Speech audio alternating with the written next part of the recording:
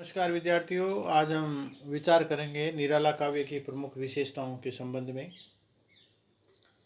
छायावाद के कवि सूर्यकांत त्रिपाठी निराला का स्थान उनके निराले व्यक्तित्व, विशिष्ट कथ्य और नवीन शिल्प विधान के कारण अनूठा है। निराला जी बहुमुखी प्रतिभा के धनी थे। उनके कविता, कहानी, उपन्यास, निबंध, आलोचनात्मक लेख, रेखाचित्र, जीवनी, अनुवाद आदि के द्वारा हिंदी साहित्य के भंडार को समृद्ध किया। जैसा अनूठा और बहुआयामी निराला का व्यक्तित्व था, वैसा ही विविधतापूर्ण निराला का काव्य भी है। निराला के काव्य मुख्य रूप से गरीबों, मजदूरों, किसानों, शोषितों और समाज द्वारा उपेक्षित नारियों के प्रति निराला के हृदय में गहरी संवेदना थी। भिक्षुक, वह तोड़ती पत्थर, विधवा, बादल राग आदि कविताएं इस बात की साक्षी है। निराला के व्यक्तित्व के में संत कवियों की सी मस्ती, फक्कड़पन, विप्लवी भाव, विरोधियों के प्रति उपेक्षा, गहरा स्वाभिमान, प्रियतम के प्रति रागात्मक व्याकुलता और गहन दार्शनिकता जैसी अनेक बातों का समावेश है। निराला का सारा जीवन लंबे संघर्ष की गाथा है। ये संघर्ष एक और सामाजिक रूढ़ी और अन्याय के विरुद्ध रहा, तो दूसरी तरफ साहित्य में एक नवीन धारा को स्थापित करने में भी उनका बड़ा योगदान है। निराला का संघर्षशील, संवेदनशील, कलात्मक, दार्शनिक, विद्रोही व्यक्तित्व में जिन कृतियों का निर्माण किया, निराला के साहित्य को समझने के लिए उनके व्यक्तित्व को यदि समझ लिया जाए तो ज़्यादा महत्वपूर्ण है। राग विराग की भूमिका में डॉक्टर रामविलास शर्मा लिखते हैं कि इस कविता के संग्रह में जितना आनंद का अमृत है, उतना ही वेदना का विष। कवि चाहे अमृत दे चाहे विष, कविता का स्रोत इसी धरती से हो तो कविता प्रखर होती है। निराला की कल्पना इस धरती से दूर मनोहर अपार्थिव लोक नहीं रचती, वह पृथ्वी पर दृढ़ आकर्षण शक्ति से बंधी होती है। कितनी अच्छी और कितनी सटीक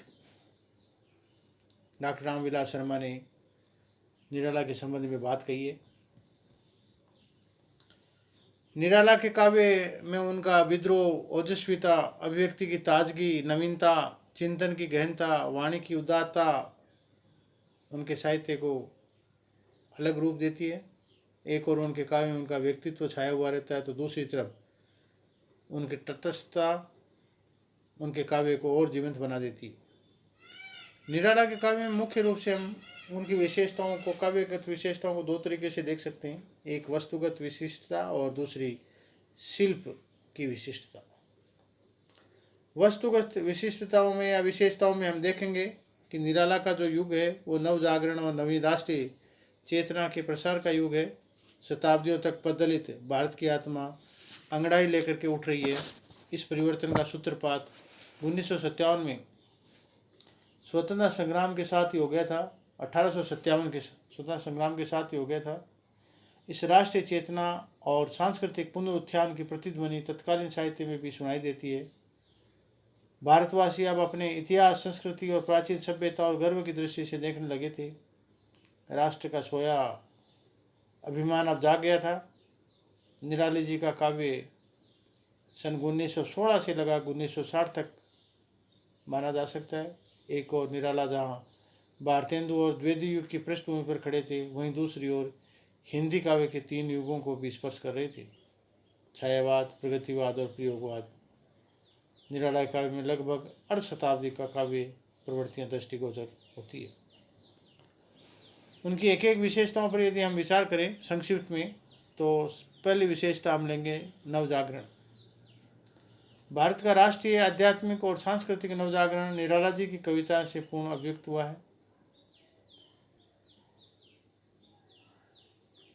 वेदांत का ये कवि हमारे नवजागरण का प्रतिनिधित्व कर सकता है।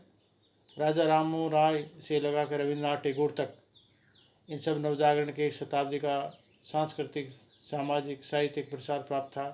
निराला जैसे संवेदनशील कवि के लिए इस संपूर्ण प्रभाव को अपने व्यक्तित्व में समेट लेना कठिन नहीं था।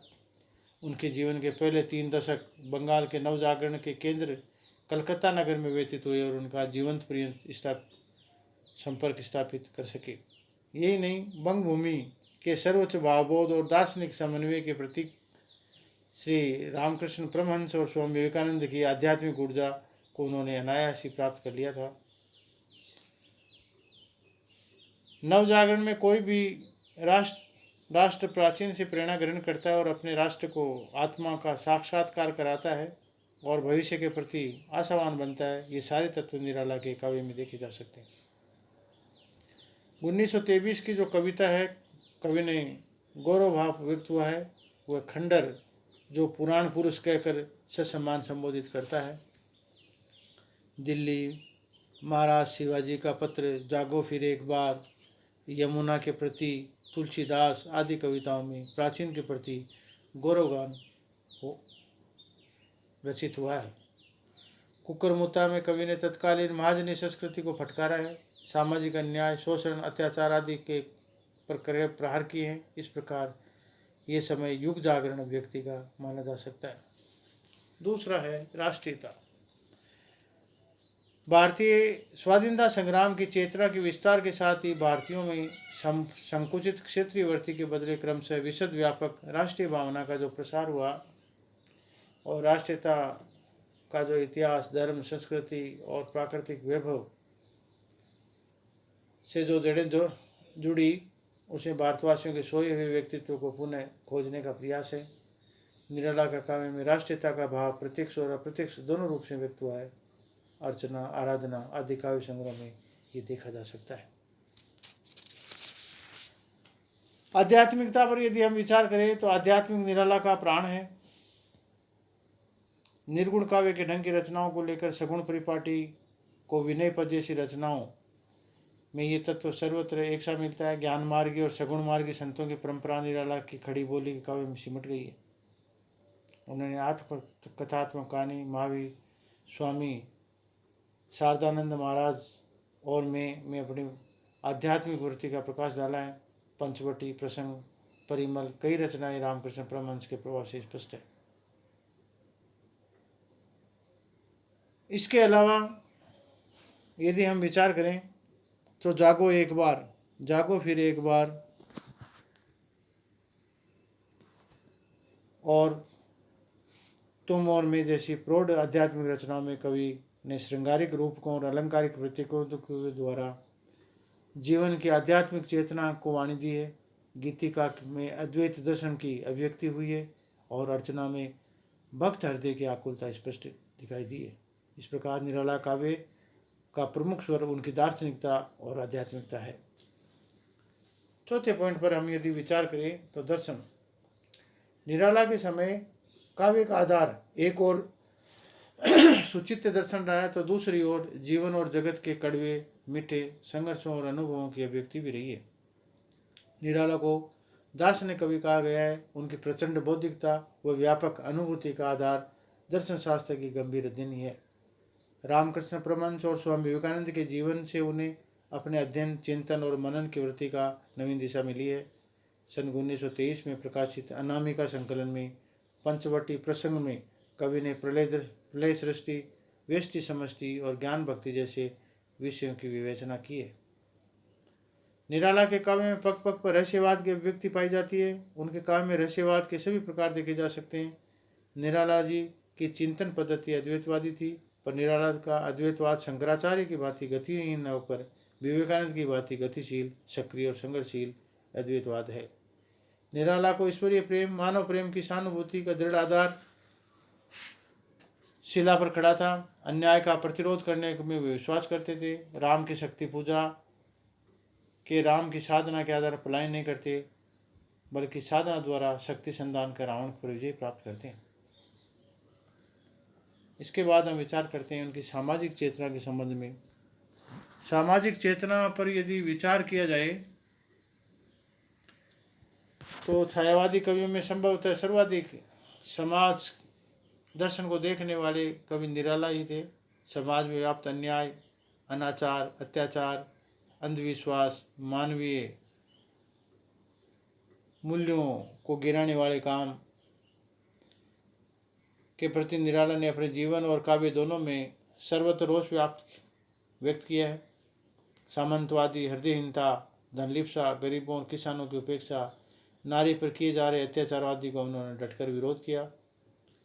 निराला जी मानव जीवन के कवि हैं, स्वीकार और संघर्ष के कवि हैं, मानवीय करुणा और सहानुभूति के कवि हैं। गहन सहानुभूति सामाजिक यथार्थ के साक्षात्कार से उत्पन्न हुई है। परिमल में निराला जी ने भिक्षुक और विधवा जैसी मार्मिक कविताएं दी है। दान कविता में कवि ने बंदरों और मालपुआ खिलाने और भूखे मनुष्य को दुत्कारने वाले विप्रों पर व्यंग किया है। वह तोड़ती पत्थर में उन्होंने मेहनत करती हुई स्त्री को कठिन जीवन की झांकी प्रस्तुत की है। इस प्रकार निराला जी ने समाज के शोषित तबकों को उठा करके उनका चित्रित करने का प्रयास किया है। उनका हृदय पत्थर तोड़ती मजदूर स्त्री के लिए पिघल गया है। विप्लवी बादल की ओर हाथ उठाता हुआ किसान है। ये सब कुछ है और उसकी निराला तटस्थ नहीं है और सक्रिय सहानुभूति और सहने वालों के साथ है। आक्रोश दुखियों को सताने वालों पर है। वह जब प्रतिरोध की बात करता है तब निष्क्रिय प्रतिरोध नहीं है, वह अन्याय का सक्रिय प्रतिरोध करने का आह्वान करता है। छठे पॉइंट पर यदि हम विचार करें, विद्रोह और स्वच्छंदता। निराला काव्य विद्रोह और स्वच्छंदता का कवि है। परंपरा के विरुद्ध यद्यपि छायावाद का मूल स्वर रहा, परंतु निराला तो स्वभाव से ही विरोधी है। निराला की बादल राग कविता में बंगला के विप्लवी कवि नजरुल इस्लाम की तरह विद्रोह और विप्लव का राग सुनाई देता है। इस कविता में क्रांतिकारी व्यंजना मुखरित हुई है। निराला जी ने स्वाधीनता और सामाजिक परिवर्तन के पक्ष में क्रांतिकारी चेतना का आह्वान किया, पर उनकी क्रांति प्रगतिवादियों की तरह संकुचित नहीं थी। उसमें व्यापक मानव करुणा का आधार था। प्रेमचंद की तरह निराला जी हिंदी के नई क्रांतिकारी चेतना के अग्रदूत थे।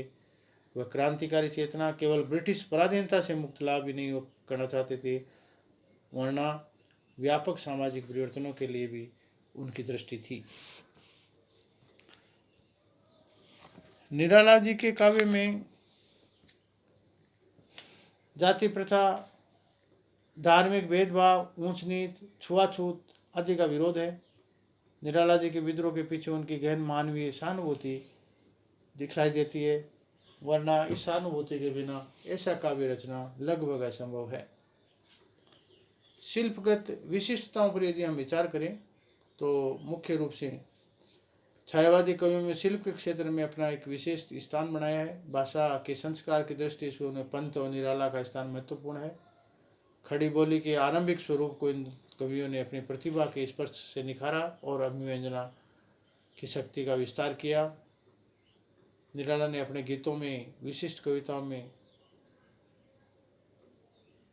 भाषा का, खड़ी बोली का प्रयोग किया, पर इन कविताओं में बोलचाल की भाषा, व्यवहार की भाषा है। निराला छंदबंद के अग्रणी थे। मुक्त छंद के प्रवर्तक कवि हैं, पर आंतरिक लय से वे पूरा ध्यान रखते हैं। वे छंद की जड़ता और बोलचाल की भाषा की लयात्मकता से भी द्रवित होते हैं। संगीतात्मकता भी निराला काव्य की विशेषता है। इस प्रकार हम निराला के काव्य के अंदर मुख्य रूप से 5 शिल्पगत विशेषताएं पा सकते हैं। उसमें नवीन भाषा, शब्द विधान, संगीतात्मकता, लाक्षणिकता, अलंकारिकता और प्रतीकात्मकता तथा लयात्मकता। निराला के काव्य बिंबों का बड़ा ही सघन प्रयोग किया है। निराला के बिंब मात्र अंतकरण ही नहीं, प्रत्युत काव्यार्थ और भाववेदना के संवाहक भी है। वे बिंब मात्र चित्रात्मक और सौंदर्यात्मक से ही नहीं होते, विचार तत्व से भी अभिभूत है। राम की शक्ति पूजा की अनेक पंक्तियां निराला जी के सामर्थ्यपूर्ण बिंब प्रयोग का स्पष्ट करती है। बिंब विधान की ये उदारता और सहप्राणता बहुत कम कवियों में देखी जाती है। ये बिंब कहीं कहीं रस, गंध, शब्द, स्पर्श के ऐन्द्रिक बोध की सघनता को बढ़ाकर काव्य को पूर्ण ग्राह्य बना देते हैं। बिंब अवसर प्रतीकों और रूपकों में बन करके व्यापक अर्थ ग्रहण करते हैं। बिंब, ध्वनि, लय, संवेदना और अर्थ, इन सभी में निराला अपनी अद्भुत कल्पना शक्ति द्वारा संयोजित कर एकाकार कर देते हैं। उत्कृष्ट संगीत और भाव संवेदन का मणिकांचन योग निराला के काव्य की एक अद्भुत संश्लिष्ट सौंदर्य प्रदान करता है। इस प्रकार हम कह सकते हैं कि निराला का काव्य, इस प्रकार ये माना जा सकता है कि निराला जी का काव्य है वो अपनी वस्तुगत और शिल्पगत विशेषताओं के कारण से छायावादी काव्य में ही नहीं बल्कि समग्र हिंदी साहित्य के अंदर अपना विशिष्ट स्थान रखता है। और ये साहित्य एक अमर साहित्य है, कालजयी साहित्य है। धन्यवाद।